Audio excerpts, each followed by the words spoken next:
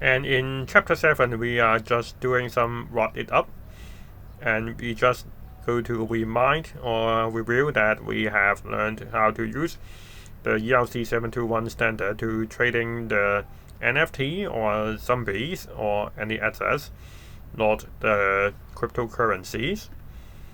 And we can also change the name at this part, but we do not change the name yet. And we can know how to use the libraries, and we also learned how to prevent the overflows to prevent some strange behavior or burn the token. And at last, we also learned how to comment the code by using the Nextbed standard.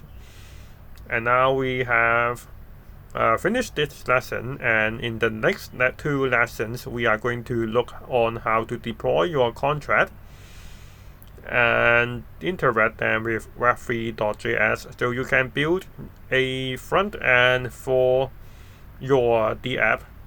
So at last, and like the previous lessons, you can go to share it with your friend at Twitter or Telegram, and by clicking on this button.